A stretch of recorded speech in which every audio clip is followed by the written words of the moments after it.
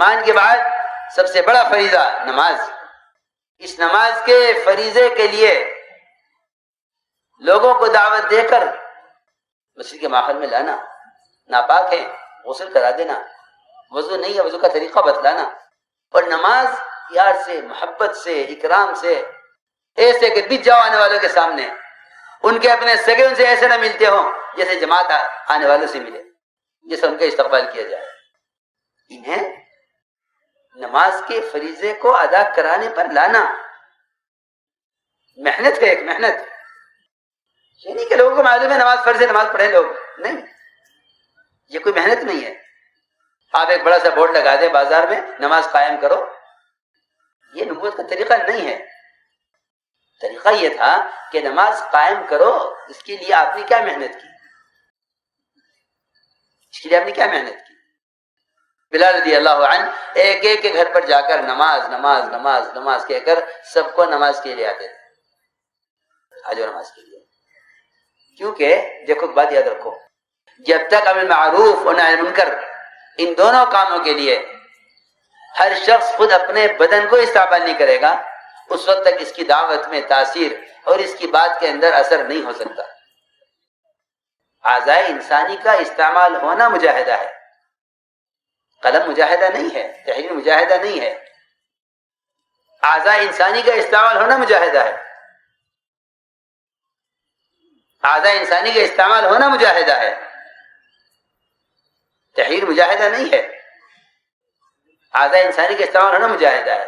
آپ کی گلی میں پھیری لگانے والا کپڑا لے کر 10 چکر لگاتا ہے ایک گلی میں، گھر والے خریدتے نہیں، یہ ضرورت نہیں ہے، لیکن حضرت فرماتے تھے اس کی اس کوشش سے اس کی آواز میں ایسی تاثیر اور ایسی جاذبیت پیدا ہو جاتی ہے کہ صبح سے چکر لگانے والے کو شام وقت کو کہتے ہیں گھر والے، ارے لے کے ڈال لو کام آ جائے گا، ہاں لے کے رکھ لو کام آ جائے گا، پھر پتہ نہیں کب آئے کب نہ آئے، لے لو.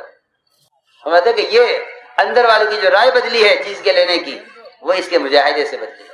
دیکھو اگر ایک آدمی اپنی دنیا کے لیے مجاہدہ کر کے لوگوں کے دلوں میں اپنے دنیا کے لیے مجاہدے سے چیز کی رغبت پیدا کر سکتا ہے، تو پھر جو آدمی نماز کے لیے اور ایمان کے حلقوں کے لیے اور تعلیم حلقوں میں جوڑنے کے لیے خود محنت کرے، اس کی محنت کے اثرات غافل دلوں پر کیوں نہیں پڑیں گے؟ سوچو ذرا. اس لیے ہمیں چاہیے کہ دعوت دے کر مسجد کے ماحول میں لائیں اور نماز ادا کرائیں اور نماز کا طریقہ بتائیں. ہماری مسجدوں میں ائمہ خاص طور پر اس بات کا بہت زیادہ خیال رکھیں. ان کی ذمہ داری سے نماز پڑھانے کی نہیں ہے، بلکہ محمد صلی اللہ علیہ وسلم اپنی مسجد کے نمازی کے معلم بھی ہیں، ممتحن بھی ہیں، نگراں بھی ہیں. ایمان صحابہ سے پوچھا کیا سیکھا تم نے بتلاؤ. نماز صحابی کی دیکھ رہے ہیں کہ میری تعلیم کے مطابق ہے یا نہیں ہے. یہ نہیں کہ امام نماز پڑھائے اسے کیا پرواہ کہ مسجد میں کس کی نماز صحیح کس کی نماز صحیح نہیں. امام کی ذمہ داری ہے. آپ امام ہیں، آپ نبوت کے مسلح پر ہیں، آپ کی ذمہ داری وہ ہے جو نبی کی ذمہ داری ہے. اس لیے کہا جاتا ہے کہ ائمہ خاص طور پر مسجدوں میں آنے والے مصلیوں کے لیے کسی ایک نماز کے بعد نماز کا طریقہ، قرآن کا حلقہ، نماز میں قرآن پڑھا جانا ضروری ہے. چاہے اس کے لیے الگ مکتب قائم کیا جائے قرآن کے ٹھیک کرنے کا، اگر یہ نہیں تو کم سے کم امام کو چاہیے کہ وہ نماز کے بعد قرآن کا حلقہ قائم کر لے، آنے والوں کی نماز درست کرائے، یہ نماز کے موٹے موٹے طریقے بتائے. ضروری ہے کہ نگراں ہے اپنی مسجد کی نماز کے مصلی کا کہ نماز صحیح پڑھ رہا ہے یا نہیں پڑھ رہا ہے. اپنی مسجد کے نمازی کا یہ خود ذمہ دار ہے کہ دیکھے نماز صحیح ہو رہی ہے نہیں ہو رہی. حضور اکرم صلی اللہ علیہ وسلم اس وقت تک ایک نمازی کی نماز کو دہرواتے رہے جب تک اس کی نماز آپ کی تعلیم کے مطابق نہیں ہو گئی. فرمایا نماز دوبارہ پڑھو. وہ رکوع سجدہ قوم قاعدہ کچھ نہیں چھوڑا اس نے، لیکن اطمینان نہیں تھا نماز میں. فرمایا ارجع صلی فإنک لم تصلی، نماز پڑھ، تو نے نماز نہیں پڑھی. اس لیے بعض ائمہ کا، حضرت عائشہ رضی اللہ عنہا، خود معاذ بن جبل، ان کا مذہب یہ ہے کہ جو نماز کو جلدی جلدی ادا کرے گا وہ نماز ادا ہی نہیں ہوگی. یہ نہیں کہ وہ قبول نہیں ہوگی، وہ نماز اس کے ذمہ واجب باقی رہ گیا ہے، اس کی نماز ادا نہیں ہوئی، اس کو دوبارہ پڑھنی پڑے گی، ورنہ یہ نماز اس کے ذمہ باقی رہے گی جو قیامت میں بڑی مدت عذاب کا سبب بن سکتی ہے. اس لیے فرمایا کہ نماز اطمینان کے ساتھ ادا کرو۔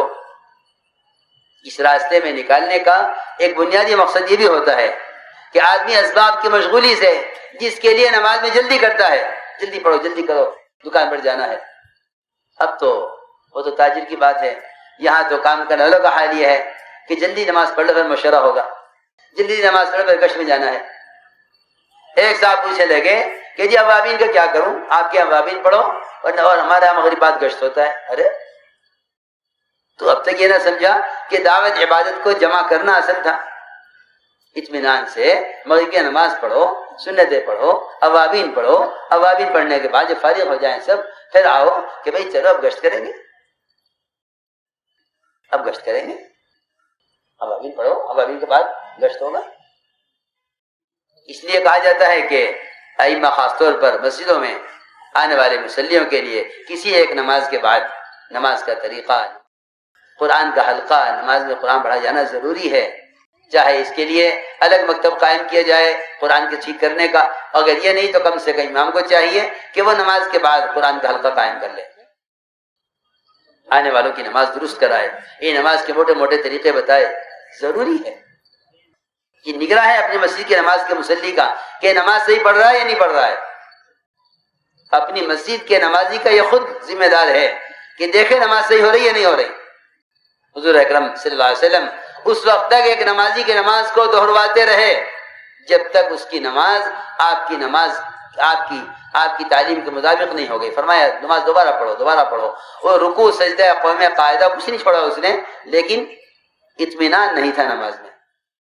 فرمایا ارجع صلی فإنک لم تصلی، نماز پڑھ، تو نے نماز نہیں پڑھی۔ اس لیے بعض ائمہ کا، حضرت عائشہ رضی اللہ عنہا، خود معاذ بن جبل، ان کا مذہب یہ ہے کہ جو نماز کو جلدی جلدی ادا کرے گا وہ نماز ادا ہی نہیں ہوگی، یہ نہیں کہ وہ قبول نہیں ہوگی، وہ نماز اس کے ذمہ واجب باقی رہ گیا ہے، اس کی نماز ادا نہیں ہوئی، اس کو دوبارہ پڑھنی پڑے گی، ورنہ یہ نماز اس کے ذمہ باقی رہے گی جو قیامت میں بڑی مدت عذاب کا سبب بن سکتی ہے۔ اس لیے فرمایا کہ نماز اطمینان کے ساتھ ادا کرو۔ اس راستے میں نکالنے کا ایک بنیادی مقصد یہ بھی ہوتا ہے کہ آدمی اسباب کی مشغولی سے جس کے لیے نماز میں جلدی کرتا ہے، جلدی پڑھو جلدی کرو، دکان پر جانا ہے۔ اب تو وہ تو تاجر کی بات ہے، یہاں تو کام کرنے والوں کا حال یہ ہے کہ جلدی نماز پڑھ لو پھر مشورہ ہوگا، جلدی نماز پڑھ لو پھر گشت میں جانا ہے۔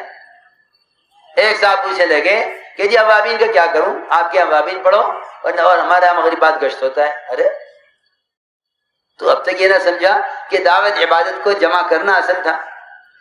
اطمینان سے مغرب کی نماز پڑھو، سنتیں پڑھو، اوابین پڑھو، اوابین پڑھنے کے بعد جب فارغ ہو جائیں سب، پھر آؤ کہ بھئی چلو اب گشت کریں گے۔